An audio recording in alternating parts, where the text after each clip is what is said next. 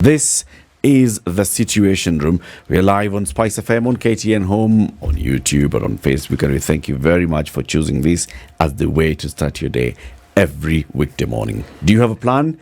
If you don't have a plan, don't worry. If you have a plan, well done. Maybe it's also time to review the plan and see, is the plan planning? If it's not, you can also replan it. ICA Lion says, let's talk. It's not about, talking. There are people who come and tell you, oh, buy insurance, oh, buy this product, oh, put this money here. No. We start from a conversation.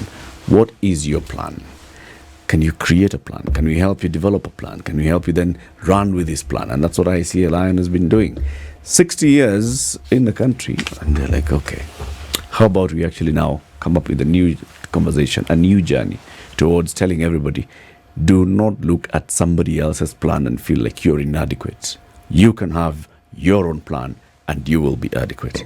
I speak like a leadership coach, huh? Yeah, well, Motivational speaker. Think about it. Hey.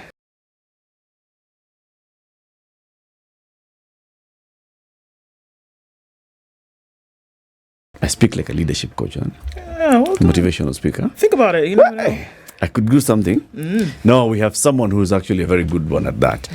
Who is our next guest? A certified executive leadership and EQ coach. She is also the CEO of Re-imagineImpact Associates. She is a former cabinet secretary for various ministries, in charge of water, in charge of health. What else? Public service, youth, gender. You see, wait. She was a minister in government.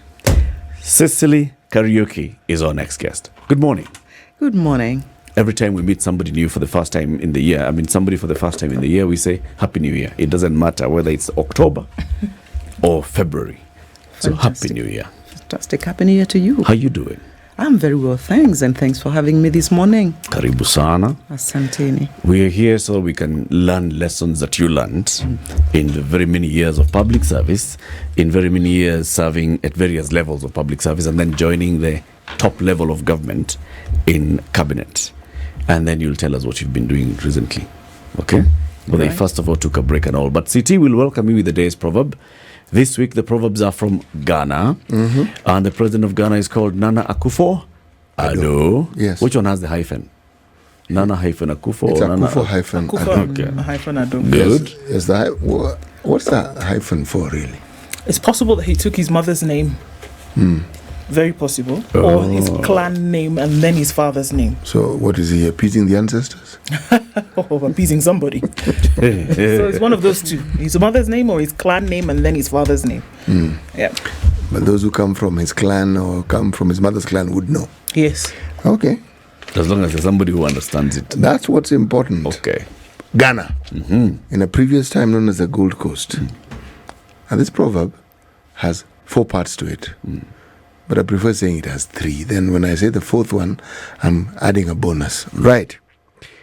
It is the human being that matters. 1. I call gold, it does not answer. 2. I call cloth, it does not answer. 3. It is the human being that matters. Final. 4. That's the proverb. Cecily, when you hear this proverb, what comes to mind? How do you interpret it?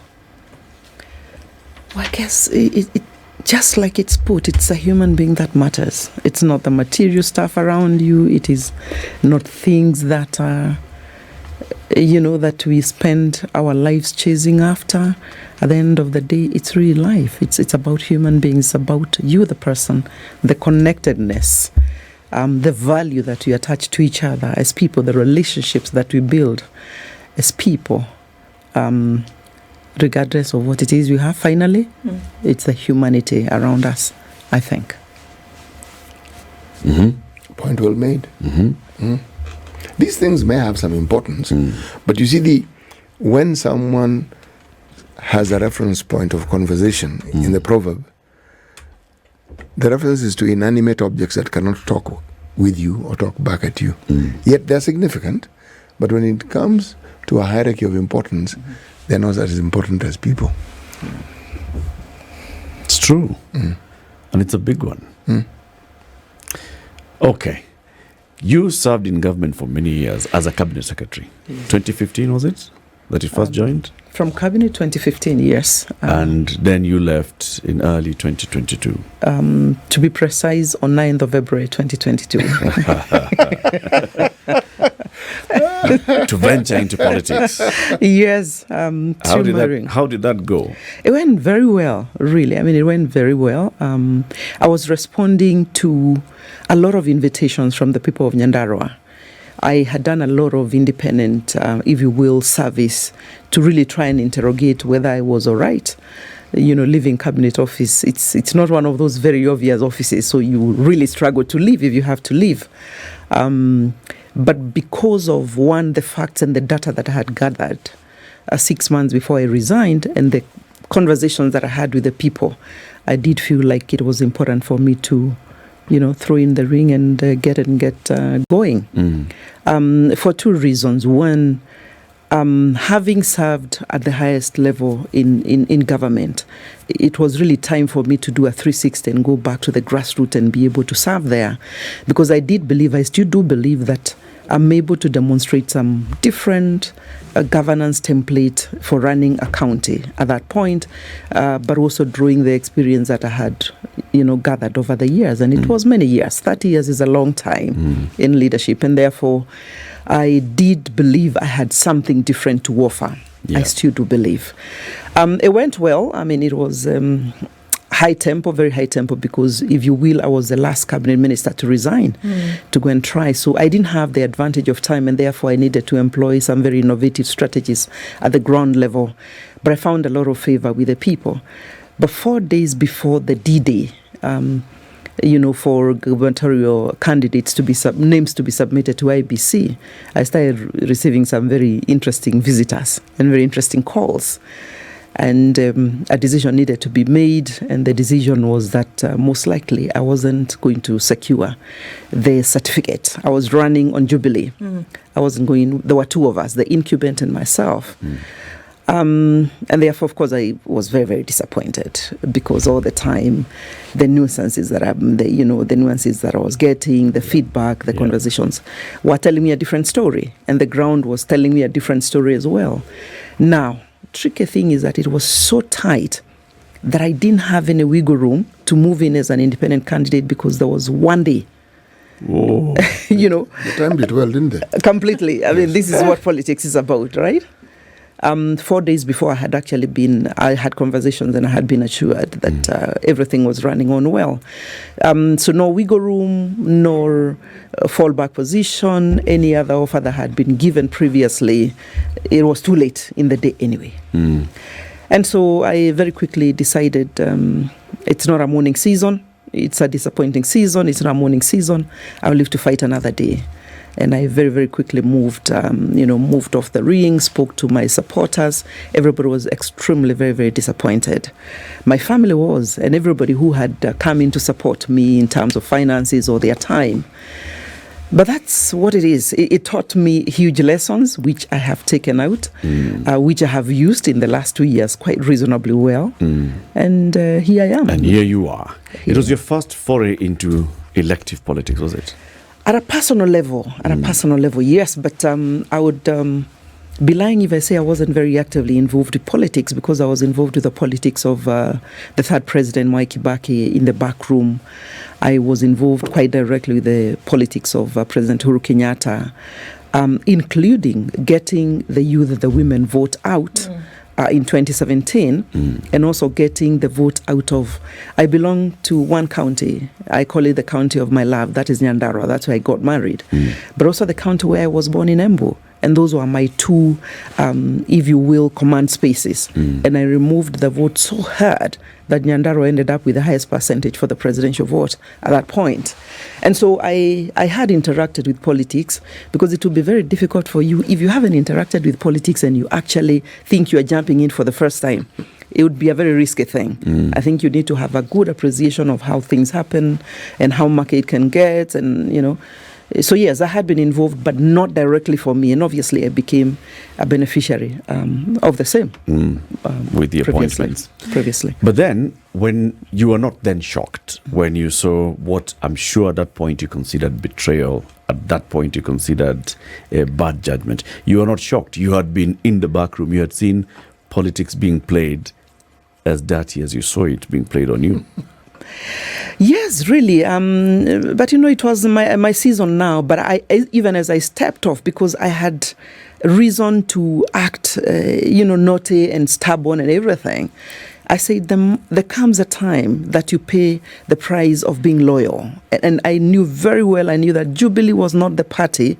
Even as I resigned, I knew it was going to be hard work because of, the conversations that were happening. Not so much, a combination of both, the wave, but also the conversations that I was having with people on the ground. They didn't feel like Jubilee had outlived its usefulness, and therefore. So I knew it was going to be a little bit uphill. But the conversation I had with them is that it's not so much the party really, so it doesn't matter. But it so happens that two of my colleagues who are in my team are currently members of the County Assembly of Nyandarua, and a third one who was not directly with me. One was my advisor in office, one was actually one of my support pillars in one of the wards. And we did also secure 2 members of parliament out of 5. It therefore confirmed to me it wasn't so much the party, the Jubilee, and the wave and what have you. It was also much more the person. And so even as I stepped out, one of the ways of not dealing or dwelling with the past is that, yes, I've paid the price of loyalty. I am not too sorry, because somebody also has to demonstrate, even in politics, although it's untidy, they say it's very dirty, you can still have some reasonable good behavior. There's some integrity to go with. Absolutely. Looking at the times when you actually did serve in government, and want to be able to do a comparison between those times and what is happening now, it's very easy for us to point fingers. It's very easy for us to lay blame about things that could or could not have gone wrong, or that things that are currently going wrong, whereas it would appear as though folks in the driver's seat don't have a handle on things. You sat in key ministries at those times, and different things happened in those ministries over those years. Things did not happen as well. What would you say are some of the things that stood out for you, whether it was working under water, whether it was working under health, the things that public service gender that you did or did not do, and what was the wherewithal that put you out as one who was able to lead? That's many things, put in one paragraph. But some of the things that really stood out for me in the various dockets ending up with water, if you will, is getting engaged and involved, and the commitment to ensure that you deliver on the promise. And there were systems and mechanisms that we held ourselves accountable to ensure that we delivered to the extent that it was possible. Now, when I look at what's happening right now and what happened at that point in time, it's possible because I moved to cabinet towards either when we were struggling to be re-elected, 2016, 17, and therefore we needed to demonstrate absolute good behavior to the Kenyan people, because then we knew it was about being voted back or losing it all the same. So I do recall in my own case that it was real, tangible, quantifiable, measurable interventions that were delivered to the citizens. And that is why it was not very, very tough to get a second term for President Uhuru Kenyatta. Now, I want to imagine that the team in office currently assumes they have a bit of time. And I'm expecting that maybe in the coming 1 year, we'll start seeing some better behavior than what we have seen in terms of then endearing themselves and getting back to the people, because I want to believe they'll be looking for a second term in office. And therefore, timing sometimes gave different kind of behavior, but we were possessed about making a difference to the lives of the Kenyan people. Are you saying that possession has not overtaken those who are sitting in those positions today? I would be not too fair if I spoke for them, because I've not sat in their cabinet. I actually hardly interact with them. Against some of the words that you used, Yes. Cicely, when you said demonstrable, measurable things that you can actually say. It's not about the person, it's about the things that you see. Use that to be able to say, would that now convince Kenyans that they've been gripped with this passion that you speak about? You know, the conversation on the ground, and I spend quite a handsome amount of time in Nyandarua, is that Kenyans are struggling.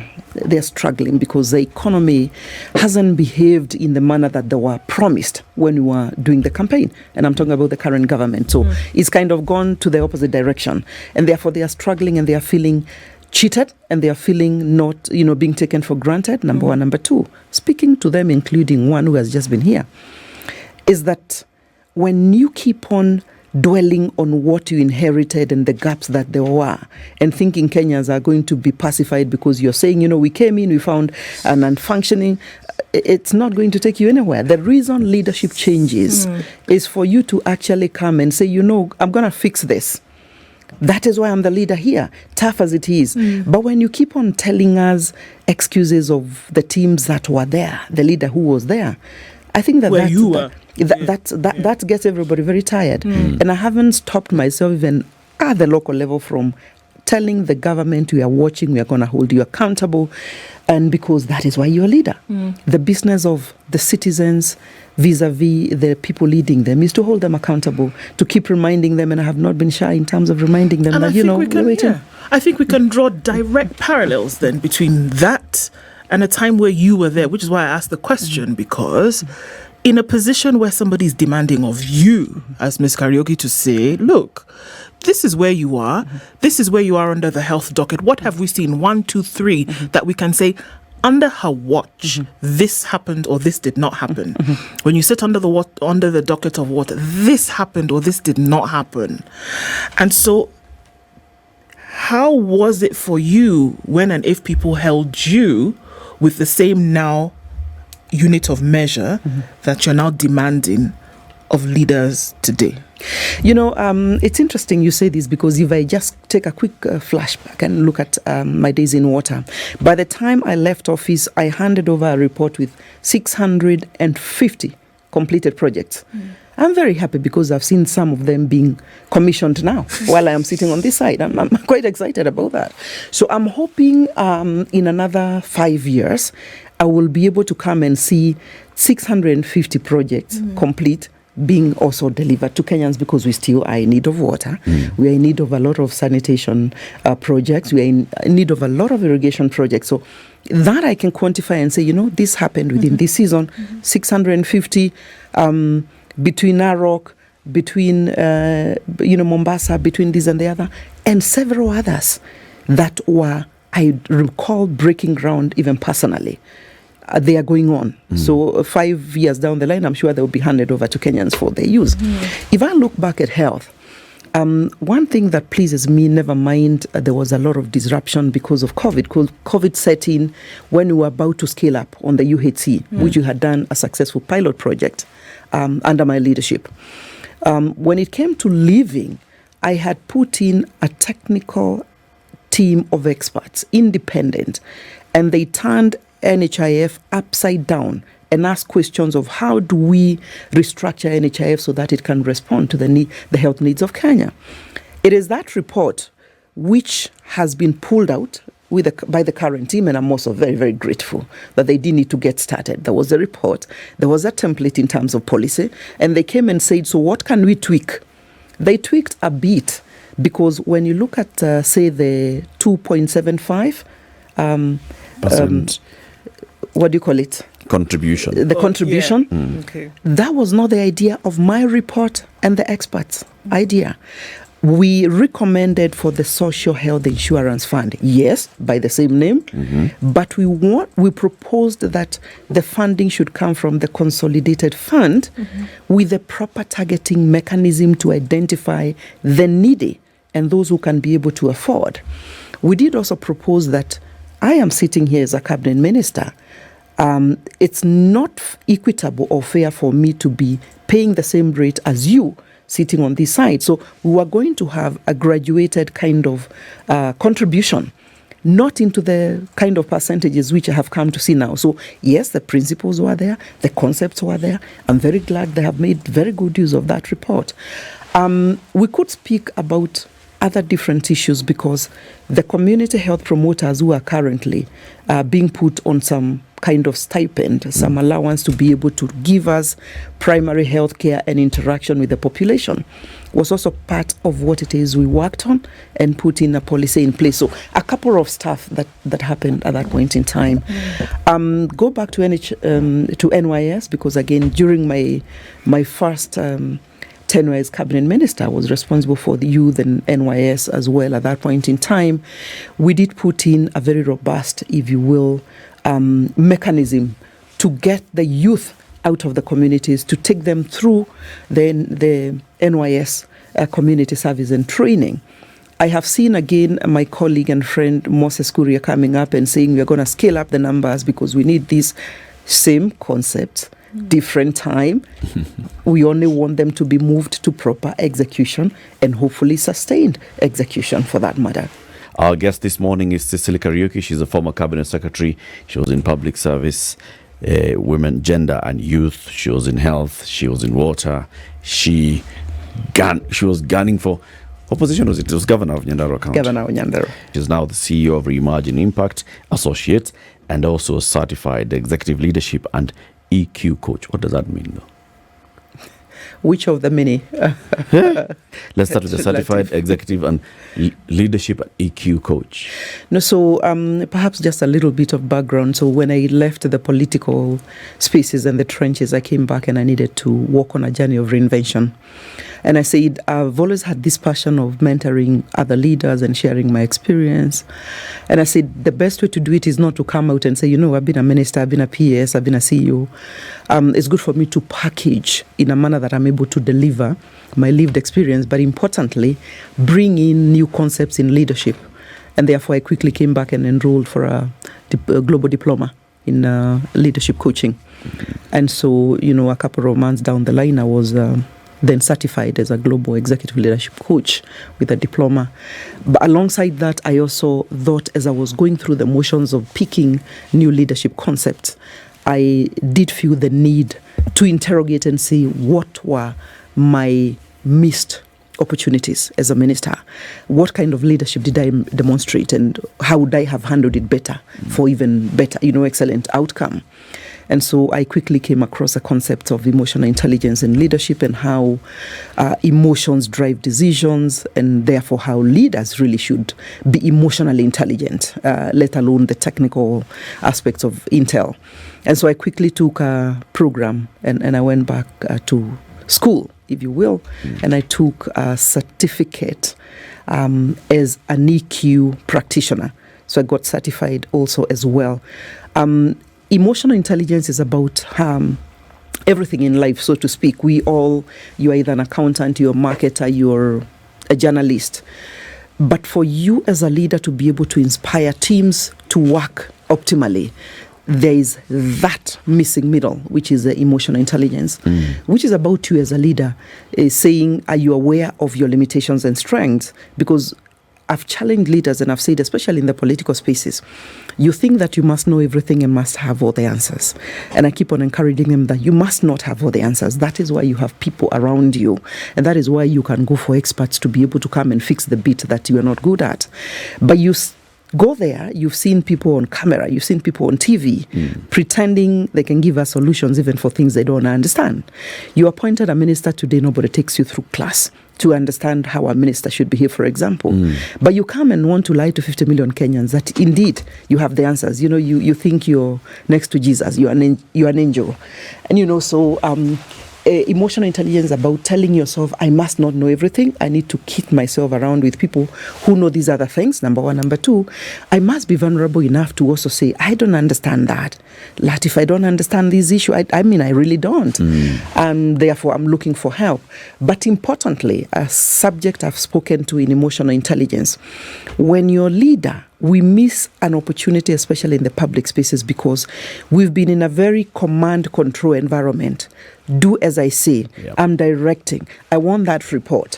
What that does is that you actually curtail creativity and people do only as much as they can do because they are waiting for you to give the next command, and then they will, answer. But when you allow them to feel empowered, valued, and you give them some reasonable safe space, they actually go out of their way and operate as if they're in the private, optimal private sector companies, because they feel engaged, they're empowered, they are valued, their opinions matter. And therefore, emotional intelligence is about the awareness of you as a leader. The self-awareness is also about the awareness of people around you and the teams that you're leading and how you're able to engage, inspire them, and get them going.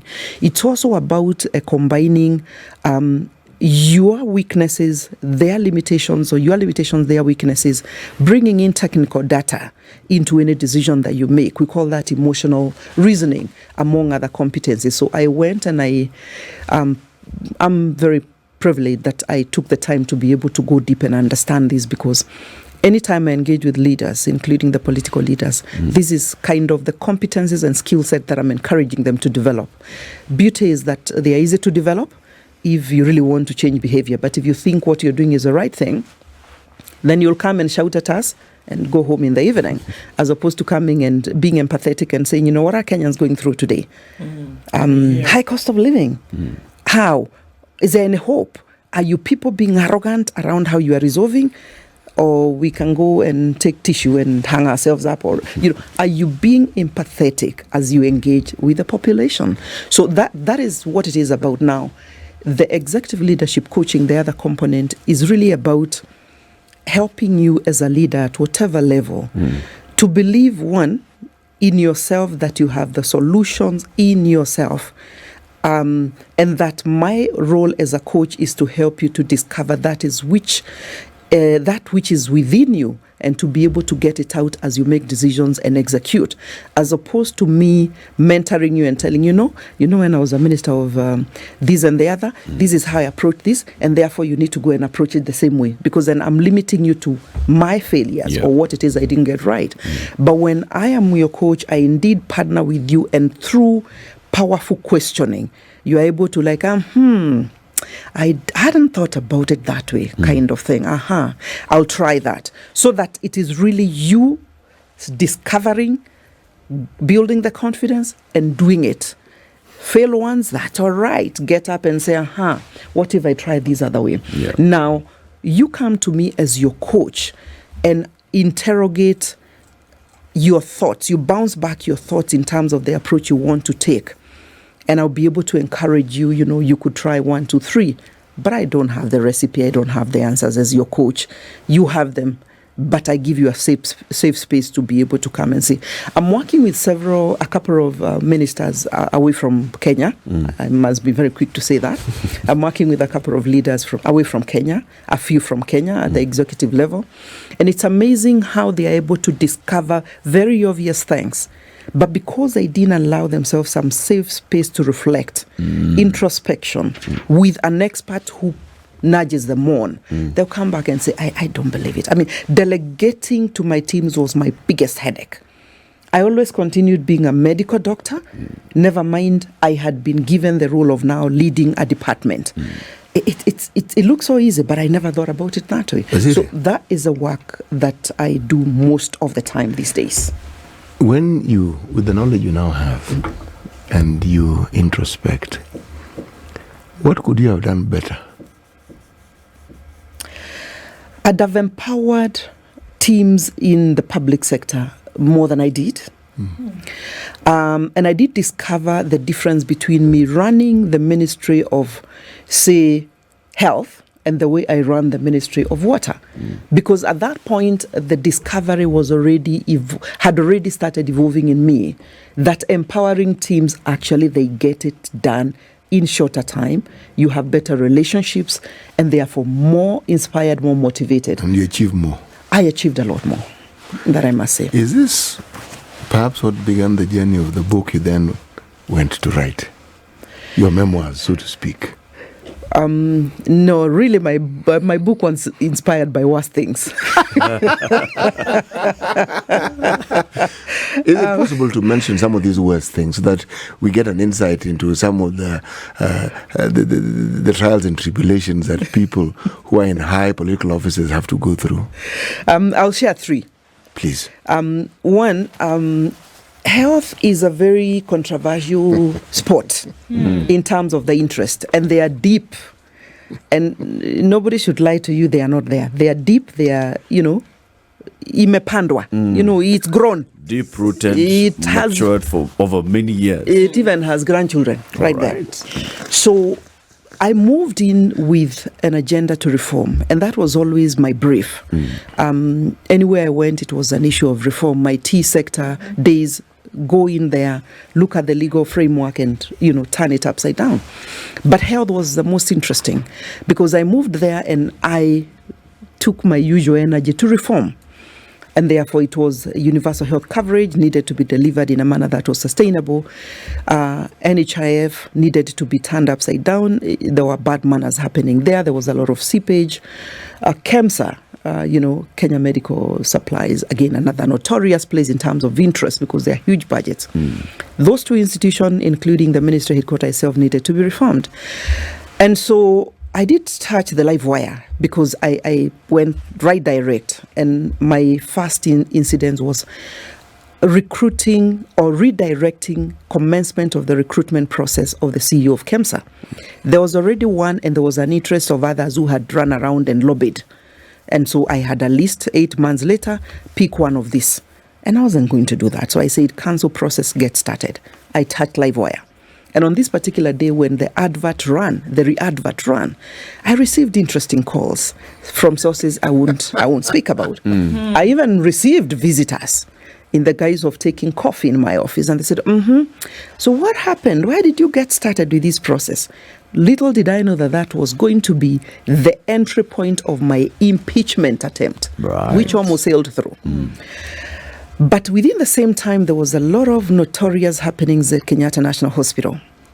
Given it is the premier referral hospital, it felt very bad that there were allegations of parents, mothers being raped within the hospital. It was ugly that there was one surgery which I have documented and written about where you go to hospital with a stomach ache, you're admitted. Muga comes with a head issue and is operated in the stomach and vice versa. Yeah. They said, nataka kichwa yangu. You know. And it was drama, and that needed to be resolved. And so I did get to the board and I said, you know what? I don't even know about this evening or tomorrow. I want this resolved with you now. And I drove there. And it earned a suspension of the then CEO to allow for investigation because the noises were too many. Yeah. And there were noises which had started before I came in. When the former minister handed over to me, said, I have ordered for investigation into this facility and therefore follow through. So already there were problems. Now, I received interesting calls. Immediately, these went on air. 411, I received calls. And I remember one very conspicuous. And they said, we trusted you to be a good leader, but I think you are useless. Wow. And these are the things we get exposed to, right? This is a politician. And of course, the rest is history because she proceeded. We did proper investigation, proper auditing there. And I think at that point, I did put the institution on the right footing. As an outcome, then Sicily has to be impeached. In my book, I say I was being impeached for doing the right thing. Because today, if I get the same opportunity, I'll do exactly that, I think with better speed. So, so that is one of the things that inspired me to write, because I said then I'm up against all these people. They are refusing to actually even commend me for attempting to do a very untidy job. And the prize I'm getting is being impeached. It went to the third reading, 170 MPs signed, passed the threshold, went to the third reading, pulled out on the afternoon, I still remember, on a Thursday.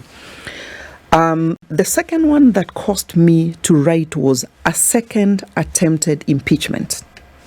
This had to do with the NYS second alleged scandal, for which I am not the accounting officer. I never was. I had served my days as an accounting officer when I was a PS. But it all boiled down to politics that were being interpreted in the manner of mtu wetu. umeshika mtu wetu au kupatia mtu wetu kazi, kind of conversation. So I became a victim. I said one day I'll tell my story, and I won't tell it the way I'm saying. I will document so that my grandchildren can also read. The second motivation that I had for writing the book was every time I appeared to be a little bit head-on with issues, I challenged the status quo. I reformed the sector and withheld licenses from politicians who were correct, who had gotten the licenses not in the correct way. And I withheld. I called back, I cancelled. The story would go, look at her. She can't be this daring if she's not connected. This is a relative of the third president. Don't touch her. And I carried that story all the time. Oh, she was born in Mbuya. Oh, she's from that rich family. That is why she happened to be in that position. My father, my mother, very humble, without shoes to school, like most of you. So I decided to use the opportunity to flip this false perception about who I am and ride on it and do the reforms and turn back without confirming whether I'm a relative of the third president. Because when I came to be appointed in cabinet, and it so happened there were 26 PSs, and I was the only one who was lucky to be promoted to cabinet. They said, look, did we not tell you? She's a relative of the Kenyattas. Don't you understand? It's a connection, Bwana. Right? Isn't it? Because this is how we view things. So I decided I'll tell my story so that the facts can be known that I am from the most humble family. Really struggled through even to get food and school fees. I've been sent out of school without school because of lack of school fees. I'll tell my story that I'm not related to either the third or the fourth president. I'll also tell the story that I did need to bribe my way to get to the places where I have gotten. And so those are some of the things that motivated me to write. You did or you didn't? I didn't. Okay. My friend, I didn't. I didn't. You'll be related to the fourth governor of Nyandarua. Don't worry, we'll find a relative. If we miss the others, we'll find you one. I'm my own relative. These experiences, though, they point towards something, that there are people who are in public service, who are in that sector, who mean to do well. From your experience as a PS and as a CS for those many years, could you say, without naming names, there are people who actually get into this office with no intention to deliver? Let's start with from president to deputy president to ministers to PSs. I mean, the four of us in this room today are different, isn't it? We are driven by different reasons. Our motivations are quite different. So I do believe, using my own case, is that, there are people who just want to do a good job. And there are those who not necessarily, to do a good job, but are out there for self-interest. And that's why we are different.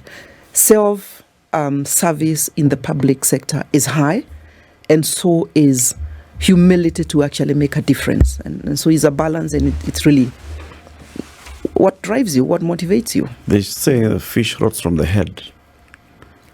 That's a proverb. Yes, it's documented. So when we see such problems, where do we trace the problem? In my days, my brief, every time I went to a new docket, and NYS was troubled, really, because when I moved in, it was NYS when saga, public confidence down south. The former minister called off and she had to resign. It was very troubled, and it gave me jitters. My brief then from my boss was, don't touch nothing. There's a lot of money. There's a big budget in that ministry. It's not your money. So I worked all the time knowing public money is not my money. But when the boss also tells you as much, then you confirm it's really not my money. And so every time I had a meeting with my management team, I was on record, like a broken record, that it's not our money. And therefore you get caught, you're on your own. You're on your own. Yes, just like the boss has told me. Could you also translate it the way that Eden Duale has said, it's not yours, it's not your mother's money. Wacha kushinda ukichunga hii pesa. Okay, I can only speak about me, because again, also tongue slip. When I was in the Ministry of Health, I defended public resources until they decided she's behaving like Thatcher, So I got the name, and I was glad that was a name attributed to me, because clearly you have to defend public money as if it's yours, because in the end of the day, from the proverb that Muga has shared, it's about us and the relationship. I'm only privileged, 22 of us, to serve 50 million Kenyans. So if I come and pretend I have to defend it like it's my money. It's just good manners. Is that happening? Not necessarily. So are those the things that made us, for example, not move ahead with UHC, for instance? You rolled out the UHC pilot project in those 4 counties, Isiolo, Kisumu, Nyeri, Machakos. We never saw a report, Cicely. In fact, we kept talking about this here and saying, Cicely, can you just give us a report? What happened to the pilot UHC? I'm surprised you didn't see the report. There was an in-depth, detailed report, documented, researched, which is part of what was informing the scale-up. What affected the scale-up, please get me on record, was COVID came in and resources were diverted to manage or mitigate against COVID. That is the time I was living. So really there was a report. Of course, I have the summary briefs with me, but you see, I'm not the Minister for Health, so I can't start sharing that. But there was. And trust me, Latif, I don't think that I'm one person who would settle to allow for a 4 billion investment to go undocumented with good lessons learned, with missed opportunities, and the way forward. So that report is there. Did you ever come up to the public? Because you came to the public and said, we are rolling out UHC in these 4 counties and giving us the progress and telling us this UHC is rolling out. Did you ever come out to tell us, so here is the report? Because you had a report, yes. But did you tell us? I did. I do recall must have been in Pan-Africa or something with the Committee of Health then, because we were looking at scaling up only on the basis of anchoring the UHC modalities on a policy.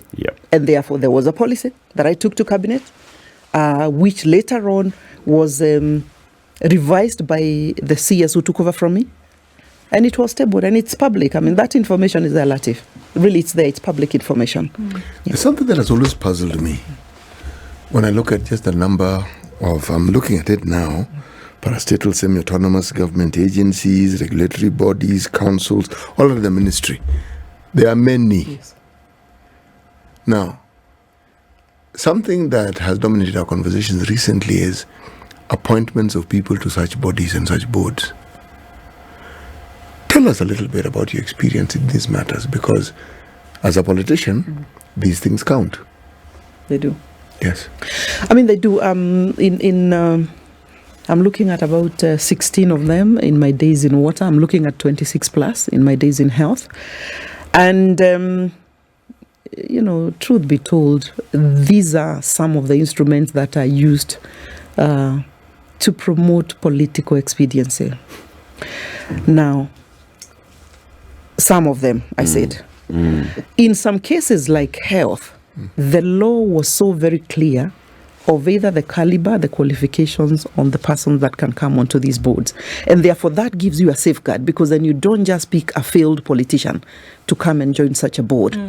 But on a balance, there are those that look like kawaida, ordinary, anybody can come and fit in. And some of them have been used, like you and I know, to reward. Now, in a lot of cases, the appointing authority for the chairman of the boards and parastatals, the appointing authority is the president in a lot of cases, of the top. What about the CEOs? Recruited by the board. Recruited by the board with the concurrence of the minister and in consultation with the head of state, where there is good order. Where there is good order. Yeah?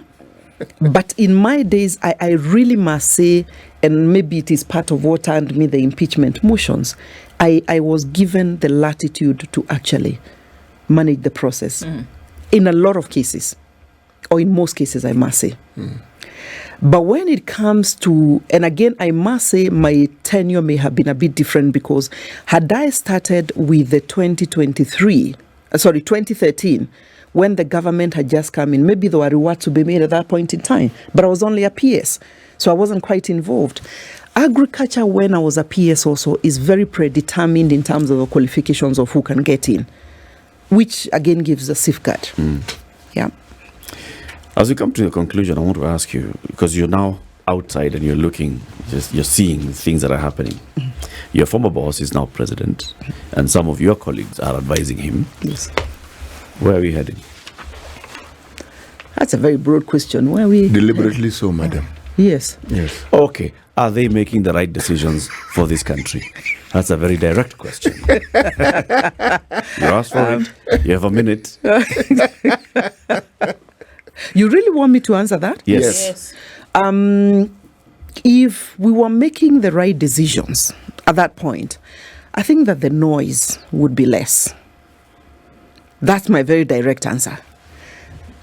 Yes, the noises at the village level would be less. And right now they're very loud. At the village level, it's loud. I mean, where I am, it's loud. There's a lot of hopelessness setting in. There's a lot of, are we going to recover? There's despair. Yeah. Do you think if you are making the right decisions when you were in government with your bosses then, the people would have rejected your party the way they did in the last election? Rather, your president then, the way they did. You know, the electorate is very interesting because they get carried away with emotions. And I told you, emotions inform decisions. Politics is emotions put together. And therefore, I want to think and confirm from the docket that I was responsible personally that we moved. We moved. Did you get everything right? No. Spice up your life. Here is like even some of the counties where we come from. It's like we've seen you, Latif. We know what you're capable of delivering. Move on. Let the other person come. Very emotional. So the public also needs to decide whether they are going to vote me in because I speak good English or good Kiswahili, whether I am light color. You know, they must decide what they are voting. Whether I go to dance with them, I dance a lot with the youth and the women. Whether because I dance with them, I was going to be able to deliver when they removed the vote for Uhuru Tena. So the public must also decide what it is they want. Now, does the media have a role in that? A huge one. Because you also are the people who are branding people in terms of who they are and what it is. And in my book, I have talked about the media. Calling you Kieleweke and Tangatanga and such. You know, and fanning it. And you know, when I come to tell you this is the truth about Sicily, you are just fanning the Sicily who has been brought by people who are impeaching me. So I've spoken to the media, I've dedicated a paragraph to the media, that the media can be used by politicians or business adversaries if you're not careful. Because also the journalist, in terms of doing proper research to know who Sicily is, the work she does on a day-to-day basis, the impact of the difference she's bringing, the media also is as guilty as the population. Latif? Not always. Sorry, don't. No. I get it.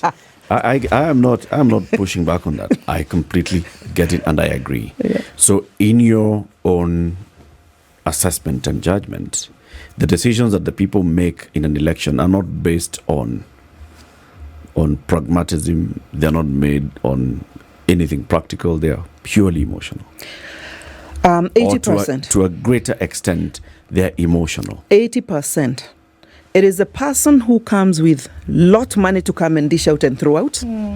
Right? I will decide this guy is my guy, is rich.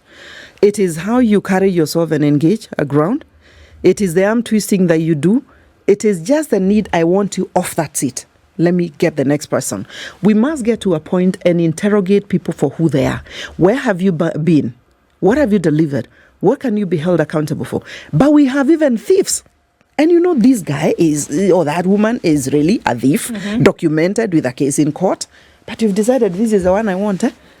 And in one county, I remember hearing, kama ni mwizi ni wetu. Huyo ndio tunata. So, you know, so come on, 50 million Kenyans, get your leaders and hold them accountable. You get people who have not, I'm not saying going to school is a huge thing, but you get people who, Uneducated people. Yeah, yeah, I'll be forgiven. But yeah, out there, how do you want me to come and serve you if the leadership I've given in the past is up to a nursery school? How do you want me to run a ministry? It's tough, eh? No, not even a county. A county. Right? How? Sicily, thank you very much for joining us today. SICILY Kariuki is the former cabinet secretary, is currently CEO of Re-imagineImpact Associates. She's a certified leadership and EQ coach. She's been our guest. This is the Situation Room, the only way to start your day.